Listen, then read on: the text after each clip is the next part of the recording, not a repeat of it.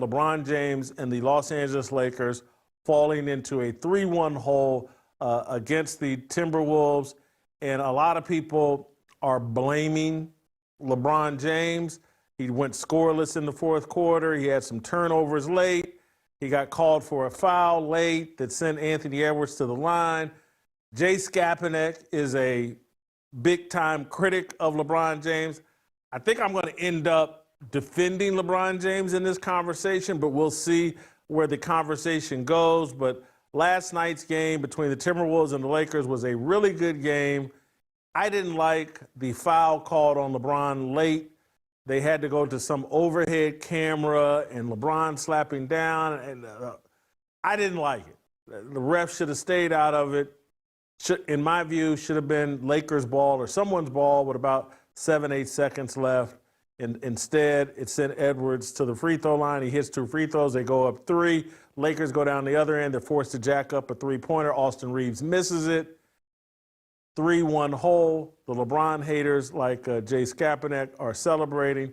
I'm not a LeBron fan, but, you know, sometimes I support LeBron. Anyway, Skap, you've heard a little bit of my take. I'm probably going to be a little defensive here of LeBron and probably more critical of J.J. Redick for playing his starting 5 the entire second half. I just don't think we should be surprised that the Lakers ran out of gas and blew a 10-point lead when the starters played the entire second half. Your thoughts? Yeah, Jason. Well, first of all, thanks for having me. And secondly, you know, let me just help you out with your Redick case, if I may. Let me just assist you. Not only did he play the entire starting 5 every second of the second half, but he did it on the heels of a game which just concluded on Friday night. So this team didn't even have 2 full days off to recover. Luka Doncic, who is notoriously not known for being in elite conditioning, had some kind of stomach virus of some sort during that game less than 2 days ago. So, you know, he's vomiting reportedly for an entire day, less than 48 hours ago. So then you have to play him every second of the second half, probably not really physically recovered yet from that ailment or illness, you know, a few days earlier. And then, of course, LeBron James, 40 years old, also has to log every single second in that second half. So, look, JJ did not have his best day, Jason. Let me just go beyond that with the decisions that he made with playing the entire starting 5 for every second of the second half. He played his starting center 4 minutes.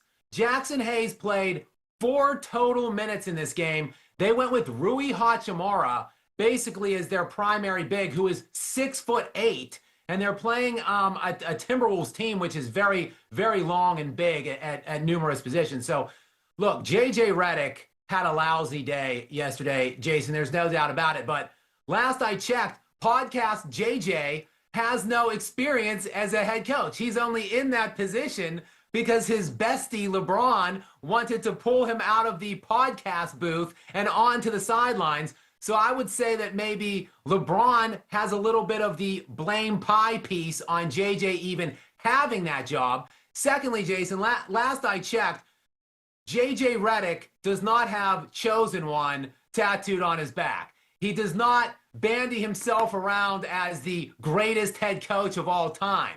So the burden, heavy is the head, so to speak, that wears the crown, and LeBron has placed that crown atop his head. Therefore, I'm sorry, but the criticism is going to have to be a little bit more stringent for LeBron James than anybody else involved in this game yesterday.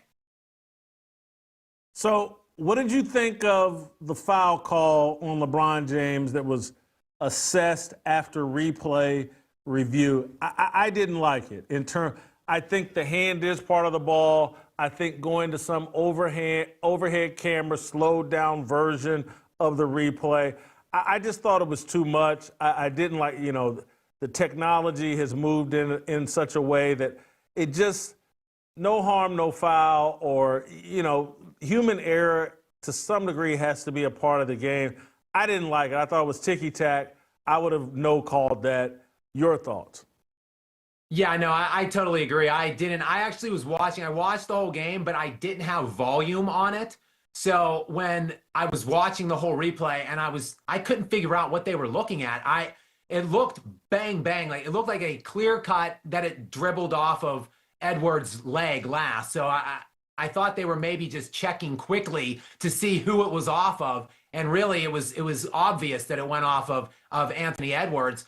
But then as the replay kind of it just kept going and going and going. Seemingly a 5-minute stoppage. So finally, I had to put the volume on, and I determined they were trying to figure out if there was a foul called. I actually hated that call. Just to clean it up from your lead-in, there would have been 10 seconds left in the game.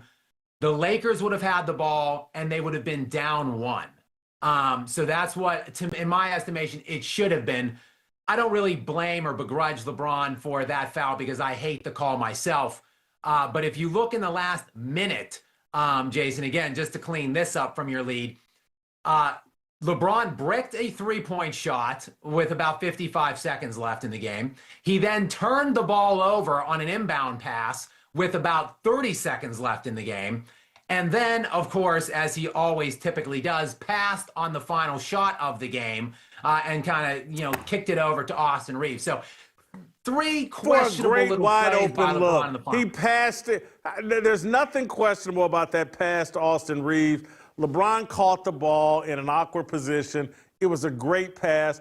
Austin Reeves had a great look. You can't blame LeBron for that pass.